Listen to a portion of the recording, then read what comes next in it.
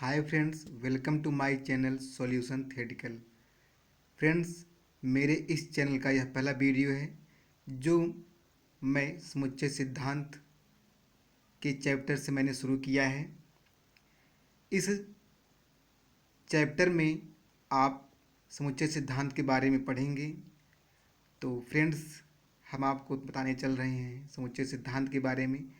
चलो शुरू करते हैं समुच्चय सिद्धांत को। तो ध्यान दीजिएगा फ्रेंड्स, समुच्चय सिद्धांत कहीं न कहीं अगर देखा जाए तो यह समूहों के बारे में बता रहा है। समुच्चय सिद्धांत की खोज 19वीं शताब्दी में जॉर्ज कैंटर के द्वारा हुई थी। जिस तरह से आप जॉर्ज कैंटर को देख रहे हैं चित्र में, ये वही जॉर्ज कैंटर हैं जिनका जन्म 1845 में हुआ था और ये 1918 में इनका निधन हो गया था। तो इन्हीं के द्वारा जो है समुच्चय सिद्धांत की खोज हुई है। हम नेक्स्ट स्लाइड में देखेंगे कि समुच्चय सिद्धांत क्या है, इसमें हम समूहों के बारे में कैसे जानकारी प्राप्त करेंगे, इसको देखते हैं। सेट थियरी, समुच्चय सिद्धांत। समुच्चय सिद्धांत गणित की वह शाखा है जिसके अंतर्गत समूहों का अध्ययन किया जाता है। समुच्चय सिद्धांत कहलाता है। समुच्चय सिद्धांत का विकास 19वीं शताब्दी के अंत में जर्मन के वैज्ञानिक जॉर्ज कैंटर ने किया था। तो आप फ्रेंड्स देख लीजिए कि भाई समुच्चय सिद्धांत की खोज किसने की है। तो यहाँ पर आपको आंसर मिल गया कि जॉर्ज कैंटर ने ही समुच्चय सिद्धांत की खोज की है। आगे हम नेक्स्ट स्लाइड में पढ़ेंगे कि समुच्चय है क्या, समुच्चय की परिभाषा क्या है।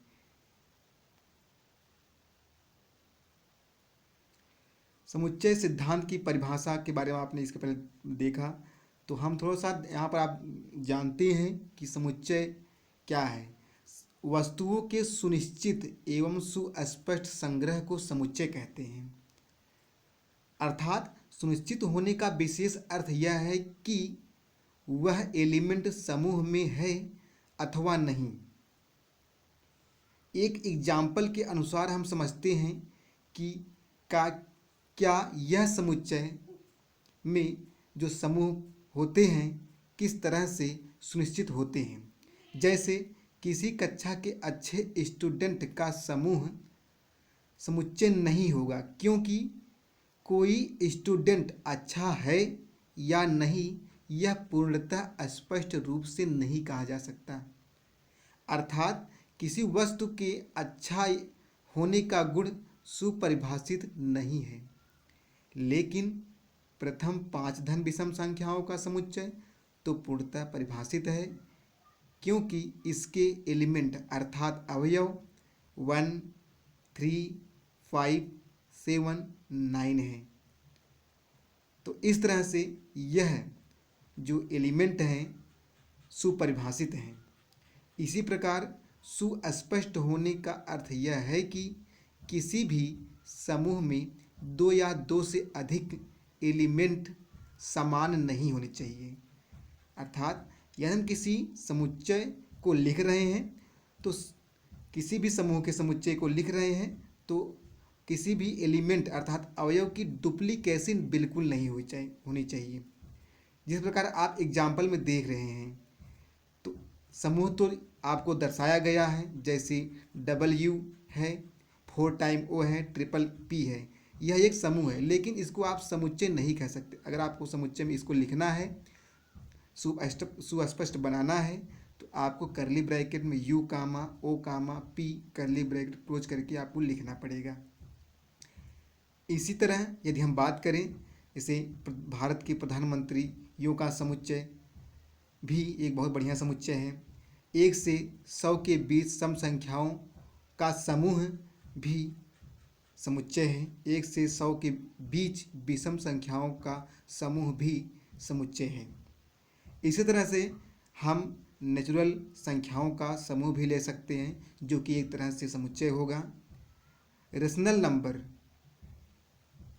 के समूह को भी हम समुच्चय मान सकते हैं। आगे हम नेक्स्ट स्लाइड में देखते हैं कि क्या समुच्चय होने की क्या दशाएं होती हैं इसके बारे में। कंडीशन ऑफ बीइंग सेट, समुच्चय होने की दशा। फ्रेंड्स, समुच्चय होने की निम्नलिखित 3 दशाएं होती हैं। समूह समूह सुपरिभाषित होना चाहिए, अर्थात समूह सुपरिभाषित होने का अर्थ आप इसके पहले पिछली स्लाइड में देख लिए कि समूह में गुण से संबंधित कोई भी चीज़ सम्मिलित नहीं की जाती।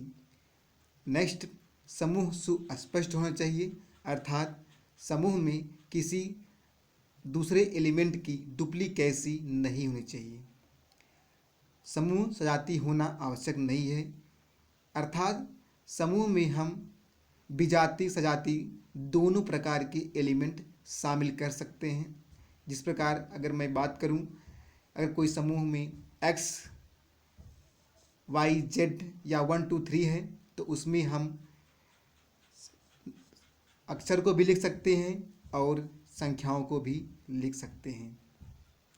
आगे हम बढ़ते हैं नेक्स्ट स्लाइड में, देखते हैं कि समुच्चय के जो एलिमेंट होते हैं ये क्या होते हैं, इसके बारे में हम जानेंगे। फ्रेंड्स, ये वीडियो आप सॉल्यूशन थ्योरेटिकल के चैनल पर देख रहे हैं और यह वीडियो आप कमलेश बिंद के माध्यम से दिखाया जा रहा है, पढ़ाया जा रहा है।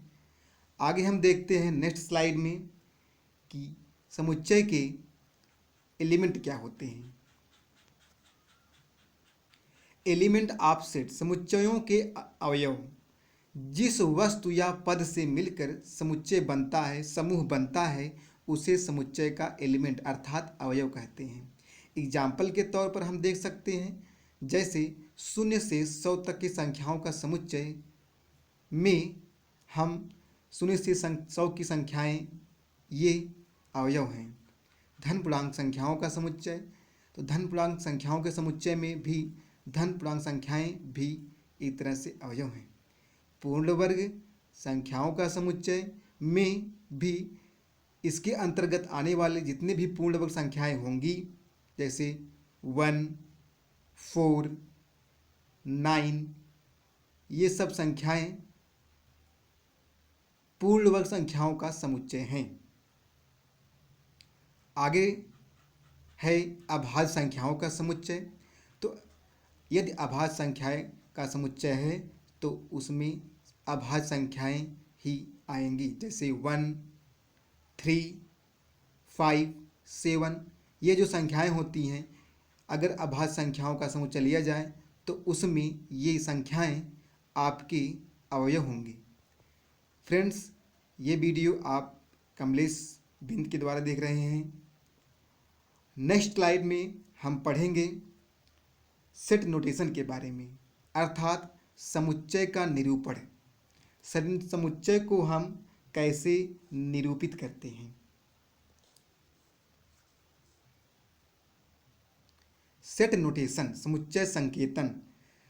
सामान्यतः समुच्चय के संकेतन के लिए हम अंग्रेजी की वर्णमाला का प्रयोग करते हैं। अंग्रेजी वर्णमाला में अंग्रेजी के बड़े अक्षर का प्रयोग हम समुच्चय संकेतन के लिए करते हैं तथा उनके एलिमेंट अर्थात अवयव को अंग्रेजी के छोटे अक्षर से लिखते हैं।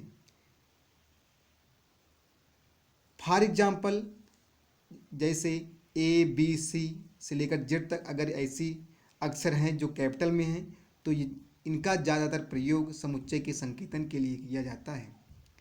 और समुच्चय के एलिमेंट के संकेतन के लिए हम अंग्रेजी के छोटे अक्षर अर्थात small a, small b, small c से लेकर Z तक जो अक्षर आते हैं उनका प्रयोग करते हैं। कभी कभी हम समुच्चय के संकेतन के लिए नंबर्स का भी प्रयोग करते हैं। जैसे एक एग्जाम्पल के तौर पर आप देख सकते हैं, समुच्चय के अवयव का निरूपण करते हैं हम इस प्रकार की, जैसे x, स्मॉल x समुच्चय का किसी समुच्चय A का एलिमेंट है तो हम इसको x एलिमेंट A लिख सकते हैं, जहाँ E का अर्थ है एलिमेंट से। फ्रेंड्स, हम आगे बढ़ते हैं। हम यहीं पर आज वीडियो क्लोज करते हैं। हमारे इस वीडियो की अगली कड़ी आप नेक्स्ट वीडियो में देखेंगे। यह हमारा ये पहला वीडियो था। इस वीडियो की अगली कड़ी देखने के लिए आप हमारे चैनल को सब्सक्राइब करिए, ताकि जब आप सब्सक्राइब करेंगे, जब भी कोई नया वीडियो आएगा आपको पता चल जाएगा। हमारे इस वीडियो को आप सब्सक्राइब करिए, अगर आपको अच्छा लगा हो तो लाइक करिए और ज़्यादा से ज़्यादा लोगों में आप शेयर करिए। फ्रेंड्स, हमको मालूम है आपको यह वीडियो बहुत अच्छा लगा होगा। आगे के वीडियो में हम समुच्चय सिद्धांत के बारे में और चर्चा करेंगे। धन्यवाद।